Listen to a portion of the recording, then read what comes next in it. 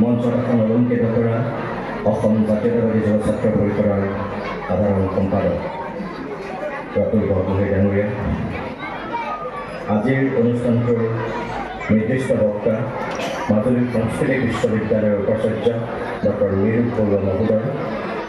স্মৃতিগ্ৰন্থৰ উন্মোচক বিশিষ্ট নাট্যকাৰ জয়সূৰ্য বৰা মহোদয়, মঞ্চত আসন অলংকৃত কৰা অন্যতম আজিৰ অনুষ্ঠানটোৰ আমন্ত্ৰিত মুখ্য অতিথি শ্ৰীযুত তৰুণ বৰুৱা, মৰাণ মুখ্য উপদেষ্টা মৰাণ সাহিত্য সভা, শ্ৰীযুত গোবিন্দ বৰা, পদু মৰাণ ছাত্ৰ সন্থা, অসম জাতীয়তাবাদী যুৱ ছাত্ৰ পৰিষদৰ কেন্দ্ৰীয় সমিতিৰ সন্মানীয় বিষয়ববীয়াসকল, পালাপ ডাঙৰি চৈখোৱা আঞ্চলিক সমিতি আৰু দাইচাবাসীৰ আজিৰ এই বিশেষ দিনটো সমূহ সদস্যবৃন্দ আৰু উপস্থিত ৰাইজ, আপোনালোক সকলোকে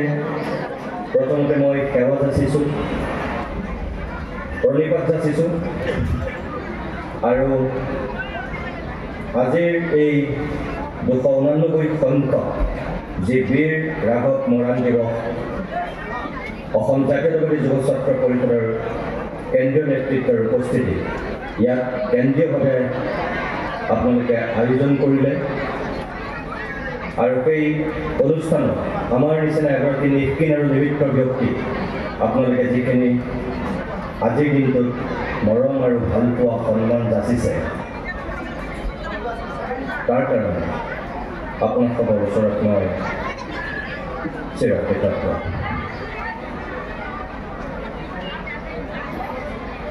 টেলিভিশ্যনেই হওক, সভা সমিতিয়েই হওক, মই খোলাকৈ কথা কৈ ভাল পোৱা মানুহ আৰু এই মুহূৰ্ততো মই আপোনালোকৰ সন্মুখত ইয়াৰ পৰিৱেশ পৰিস্থিতিটো চাই মোৰ মন আৰু মগজুৱে যি দুটা কথা ক'বলৈ অনুমতি দিয়ে, তেনেকুৱা দুটামান কথাই মই ব্যক্ত কৰিব বিচাৰিছোঁ। আৰম্ভণিতেই আপোনালোকক এটা কথা মই স্পষ্ট কৰি কওঁ যে অসমৰ অন্যতম এটা শক্তিশালী ভূমি জনগোষ্ঠীৰ, যাক আমি ভূমিপুত্ৰ বুলি কওঁ, সেই জনগোষ্ঠীটোৰ আটাইতকৈ বীৰ যোদ্ধাগৰাকীৰ নামত যিটো বঁটা অসম জাতীয়তাবাদী যুৱ ছাত্ৰ পৰিষদে প্ৰৱৰ্তন কৰিছে আৰু আজি আমাৰ তুলি দিয়া হ'ল, মই এনেই ক'ব লাগে কাৰণে আপোনালোকক নাই কোৱা। মই নাজানো তেখেতসকলে কি চাই কি ভাবি মোৰ নিচিনা এজন ব্যক্তিক এই বঁটাটোৰ কাৰণে নিৰ্বাচিত কৰিছে, কিন্তু মই ভাবোঁ যে এতিয়াও এই বঁটাটোৰ কাৰণে মই চাগে বৰ যোগ্য ব্যক্তি নাপাওঁ। হয়, মই অসমৰ সগীৰ পৰা ধুবুৰীলৈ বিভিন্ন স্থানত ৰাইজৰ মৰম আৰু ভালপোৱাৰ স্বাৰ্থত উপস্থিত হৈ মই বিভিন্ন বঁটা বাহন লৈছোঁ আৰু কেতিয়াবা ইচ্ছাৰ বিপৰীতেও মই মানুহৰ মাজলৈ গৈ সেই সন্মান গ্ৰহণ কৰিছোঁ, এইকাৰণে যে অসমীয়াত এষাৰ কথা আছে, সাদৰক নেওচিব নাপায়। আৰু তেনেকুৱা এটা মন লৈ মই বহুখিনি মানুহৰ মৰম ভালপোৱা বুটলিছোঁ। অসম গৌৰৱ বঁটাই হওক, সংবাদ শিৰোমণি বঁটাই হওক, সংবাদ সূৰ্য বঁটাই হওক, অসম কণ্ঠ বঁটাই হওক, সংবাদ মাধ্যমৰ লগত জড়িত এজন সাধাৰণ কৰ্মী হিচাপে ক'ৰবাত যদি মানুহৰ আস্থা আৰু বিশ্বাস জিনি তেনেকুৱা এটা মৰম পাইছোঁ, তেতিয়াহ'লে মই আদৰেৰে সেয়া গ্ৰহণ কৰিছোঁ।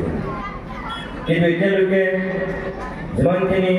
তেনেধৰণৰ বঁটা সন্মান মই পাইছোঁ, মই অকপতে স্বীকাৰ কৰিলোঁ যে এই যিটো আজি আপোনালোকে মোক সন্মান দিছে, যিটো বঁটা দিছে, আজিৰ দিনটোৰ পৰা চাগে মোৰ সাংবাদিকতাৰ ক্ষেত্ৰখনত অসম জাতীয়তাবাদী যুৱ ছাত্ৰ পৰিষদে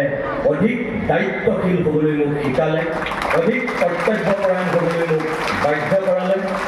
আৰু এই বঁটা গ্ৰহণ কৰি মই আপোনালোকক এই তিনিচুকীয়া জিলাৰ এই দাইচাবাসী ৰাইজৰ সন্মুখত এটা কথা মই স্পষ্টকৈ আপোনালোকক ক'ব বিচাৰিছোঁ যে যিদিনাখনলৈকে মোক বগা কাপোৰে নেঢাকিব সেই দিনালৈকে মই অসম জাতীয়তাবাদী যুৱ ছাত্ৰ পৰিষদৰ এই স্বীকৃতিক মই মৰ্যাদা দিম আৰু জাতীয়তাবাদী যুৱ ছাত্ৰ পৰিষদে যিটো জাতীয়তাবাদী চিন্তাধাৰাৰে এই বঁটাটো প্ৰৱৰ্তন কৰিছিল আৰু আজি দ্বিতীয়বাৰৰ কাৰণে মোৰ নিচিনা এগৰাকী মানুহৰ কান্ধত এই বঁটাটো তুলি দি তেখেতসকলে মোক যিধৰণে অধিক দায়িত্বশীল কৰ্তব্যপৰায়ণ আৰু আগন্তুক দিনত জাতিটোৰ স্বাৰ্থত নো কম্প্ৰমাইজ মোডেৰে মোক কাম কৰিবৰ কাৰণে যিখিনি সাহস দিলে তাৰ কাৰণে মই আজিৰ পৰা সাৱধান পাওঁ ক'বলগীয়া কাৰণে মই আপোনালোকক ওলাই কওঁ যে অসম জাতীয়তাবাদী যুৱ ছাত্ৰ পৰিষদেই হওক সদৌ অসম ছাত্ৰ সন্থাই হওক অসমৰ জাতীয় জীৱনত এই জাতীয় সংগঠনকেইটাই যিটো দায়িত্ব আৰু কৰ্তব্য মানুহক শিকাইছে বা তেওঁলোকে নিজেও আগুৱাই লৈ গৈছে মই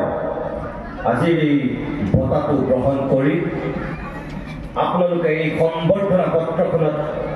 উল্লেখ কৰা প্ৰত্যেকটো শব্দ আৰু বাক্য মই আপোনালোকৰ আশীৰ্বাদৰ একোটা নিৰ্মালী বুলি শিৰ পাতি লৈছোঁ।